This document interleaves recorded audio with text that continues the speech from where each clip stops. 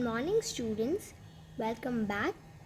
आज वापस से OCM का ही चैप्टर पढ़ेंगे। चैप्टर नंबर 8 इम्पॉर्टेंस से बाकी था।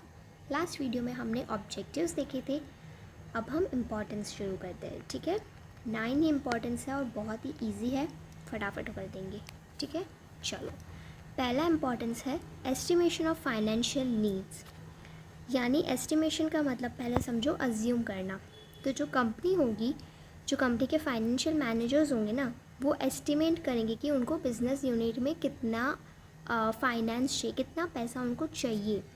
ठीक है, इसको एस्टिमेशन ऑफ फाइनेंशियल नीड्स बोलते हैं। जी देखो, वर्ड ही बोल रहा है कि फाइनेंशियल नीड यानी कि कितना पैसा मुझे ज़रूरत है मेरी कंपनी में। सॉरी, हाँ। दूसरा है एक्वायरिंग फाइनेंस।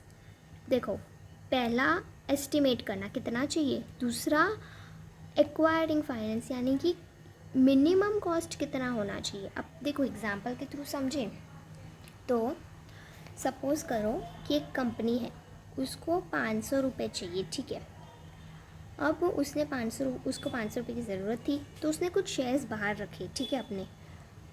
अब उन्होंने थोड़ा सा मतलब एस्टिमेट किया कि इन फैक्ट अगर मुझे 500 रुपये ना मिले तो कंपनी ने क्या किया, 300 रुपये मिनिमम कॉस्ट सेट किया कि अगर 500 ना मिले तो मुझे इन 300 के अंदर ही सब कुछ करना पड़ेगा। राइट, तो उसको बोलेंगे एक्वायरिंग। पहला कितना चाहिए एस्टिमेशन लगाओ, दूसरा मिनिमम कॉस्ट पे। देखो, हम पढ़ाई करते हैं, ठीक है, हम जब भी पढ़ाई करने बैठते हैं तो हम सोचते हैं कि सपोज़ ये एक चैप्टर है, उसमें से मुझे इतना कंप्लीट करना है।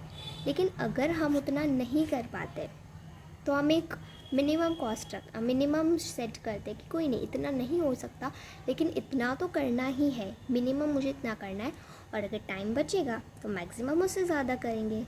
राइट, तो पहला और दूसरा कनेक्टेड ही है एक दूसरे से। ठीक है, फिर तीसरा प्लानिंग एंड कंट्रोलिंग। ये तो हर जगह आने वाला है।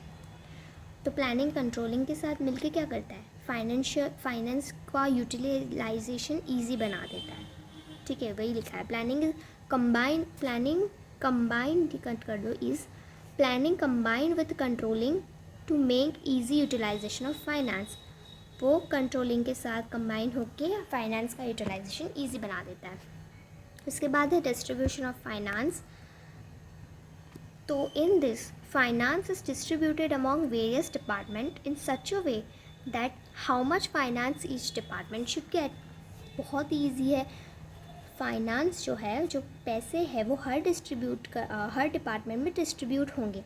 और कैसे डिस्ट्रीब्यूट होंगे, ये अज्यूम लगा के कि कितने डिपार्टमेंट को कितना चाहिए, कौन से डिपार्टमेंट को कितना चाहिए, कितना रिक्वायर्ड है।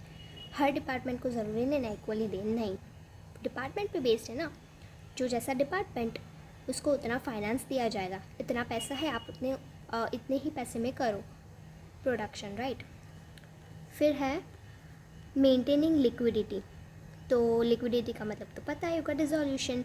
Bye preparing cash flow statement and cash budget we come to know how much do we have thus we come to know about the liquidity condition. मतलब सिंपल ही है कि कैश फ्लो स्टेटमेंट और cash budget बनाने से ना, ये cash flow statement और कैश बजट बनाने से हमें पता चलेगा कि हमारे पास कितना अमाउंट, मतलब कितना पैसा पड़ा है, जिससे हमें हमारी कंपनी की लिक्विडिटी समझ आ जाएगी। अगर थोड़ा पैसा है तो मतलब समझ लो कंपनी बंद होने वाली है, तो पैसे लगाओ और कंपनी चलाओ। पैसे बहुत ज़्यादा है तो अभी टाइम है कंपनी बंद होने में। राइट, फिर distribution of income. In financial management, income is distributed. The profit earned by the company is distributed as dividend. यानी कि जो प्रॉफिट कंपनी अर्न करेगी वो क्या होगा, वो प्रॉफिट का कुछ पार्ट कंपनी क्या करेगी, डिस्ट्रीब्यूट कर देगी in the form of dividend. Dividend के फॉर्म में कंपनी किसको डिस्ट्रीब्यूट करेगी, शेयर होल्डर्स को।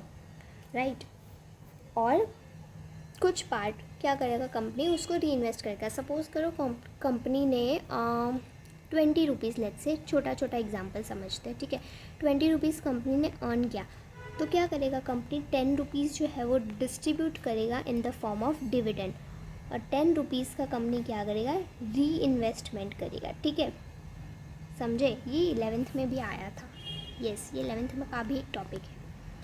फिर है मैनेजमेंट ऑफ करंट असेट्स, तो कैश, डेटर्स, ये करंट असेट्स है ना, cash, debtors, investors, marketable etcetera are current assets, और उन सबको मैनेज करना होता है, सिंपल. फिर है फाइनेंशियल डिसीजंस, तो financial managers take important decisions regarding capital budget, dividend policy, re investment of future etcetera. तो जो फाइनेंशियल मैनेजर्स है वो फाइनेंशियल डिसीजंस प्रॉपरली ले, इम्पॉर्टेंट मतलब कुछ इम्पॉर्टेंट डिसीजंस होते हैं, जैसे कि यहाँ एग्जांपल दिया है, कौन से एग्जांपल्स है, capital budget, dividend policy, re investment of profit, उन सब के रिलेटेड जो डिसीजंस होंगे वो एकदम मतलब प्रॉपरली लेंगे वो लोग, ठीक है, समझे. सॉरी. फिर है raising credit of the business. Financial management helps to increase the credit of the business. Financial management हमारी हेल्प करता है क्या, पैसा बढ़ाने में बिजनेस में, ठीक है.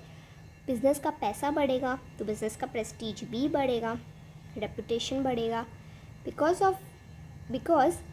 If we properly utilize financial management, अगर हम अच्छे से मतलब फाइनेंशियल मैनेजर्स अगर अच्छे से यूटिलाइज़ करेंगे फाइनेंशियल मैनेजमेंट को, then they are able to earn good finance, तब भी वो अच्छा फाइनेंस अर्न कर पाएंगे ना. अगर फाइनेंशियल मैनेजमेंट को अच्छे से यूटिलाइज़ करेंगे तब भी अच्छा खासा पैसा अर्न कर पाएंगे, राइट.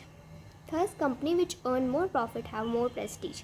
सिंपल है, जो कंपनी पैसा ज़्यादा कमाती है उसका रेपुटेशन अच्छा है, राइट.